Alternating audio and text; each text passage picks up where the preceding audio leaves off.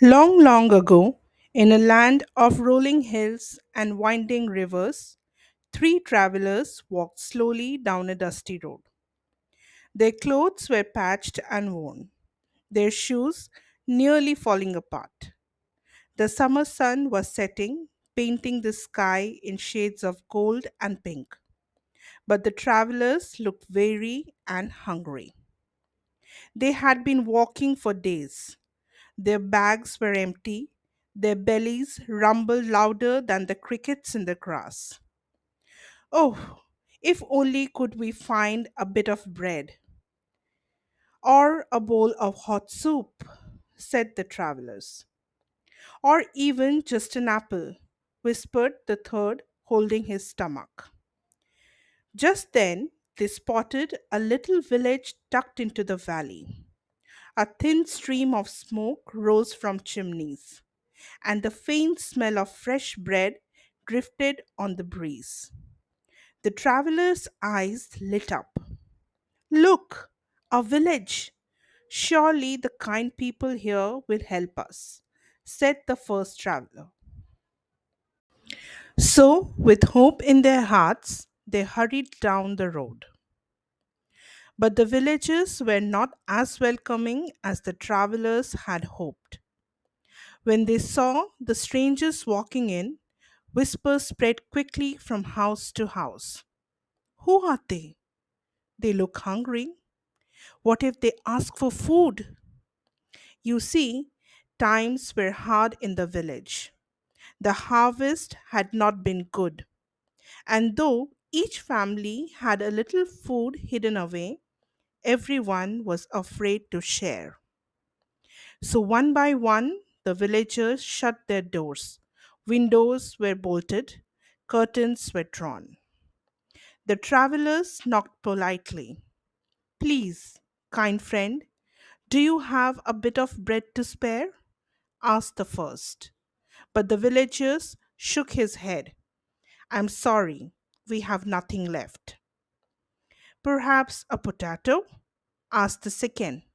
No, no, we barely have enough for ourselves, said another villager. A spoon of rice then? Asked the third, but the door closed with a thud. The travelers looked at one another. Their shoulders dropped, their stomachs grumbled. Then the eldest traveler's eyes twinkled. Slowly, a smile spread across his face. My friends, he said loudly, so the villagers could hear. We shall not go hungry tonight. We will make the stone soup. Stone soup? The villagers whispered, peeking out from behind shutters. Soup from stones? That's impossible. The travelers set down their big black pot in the middle of the square. They filled it with water from the well and built a crackling fire beneath it. Then, with great care, the eldest traveler picked up a smooth round stone, shiny and gray. He rubbed it gently and dropped it into the pot with a satisfying plunk. Now, he declared, we shall have the finest feast in the land. The villagers, curious despite themselves, crept closer. The water bubbled and steamed. The youngest traveler dipped a spoon and tasted. Mmm, he said, smacking his lips. Delicious. But it would be even better with just a pinch of salt. An old woman, clutching a tiny pouch, shuffled forward. Well, I do have a little salt. Not much, mind you. She sprinkled it in. The soup hissed and bubbled. The villagers leaned in. The smell was already tempting. The second traveler tasted. Ah, very fine. But oh, how sweet it would be with a carrot or two. A farmer scratched his head. I suppose I could spare a couple of carrots, he said. He ran to his cellar and came back with three bright orange carrots, which he dropped into the pot. The travelers stirred. The bubbling soup turned golden, and the smell grew richer. The eldest traveler tasted again. Oh, wonderful! But what a shame! Such soup would be perfect with a bit of cabbage. A young woman looked at her basket. She had saved half a cabbage for supper. Slowly, she stepped forward. Here, take this.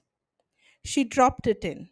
The pot bubbled louder, and steam rose like a cloud, carrying the delicious smell through the square. Now the villagers were excited. Well, if we are adding things, said one man, I can give a few potatoes. I have some onions, called another woman. And here is a little meat, said a butcher, shyly offering a small piece. One by one, they came forward, adding beans, herbs, and even a handful of rice. The travelers stirred and stirred, and the soup grew thick, rich, and fragrant. The stone lay quietly at the bottom, while the villagers' gifts filled the pot to the brim.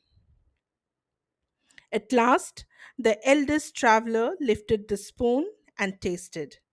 His eyes sparkled. Perfect, he cried. The stone soup is ready. The villagers fetched bowls and spoons. The travelers poured steaming ladles of soup, and soon the whole square was filled with the sound of laughter, slurping, and happy chatter. This is the best soup we have ever had, said one villager. So rich, so filling, said another. The travelers smiled. You see, said the eldest, the stone is magic, but the true magic is not in the stone. It is in your generosity. Together, you made this feast. The villagers looked at one another, amazed. They had each given so little, yet together they had created a meal fit for a king.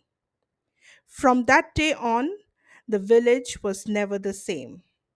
They learned that when everyone shares, even a little, there is always enough for all. And the stone? The travelers washed it carefully, tucked it away, and carried it with them, ready to make magic in the next village. So, the life lesson that we get from the story is when people come together, sharing what they can, even small things become great. Cooperation and kindness turn scarcity into abundance.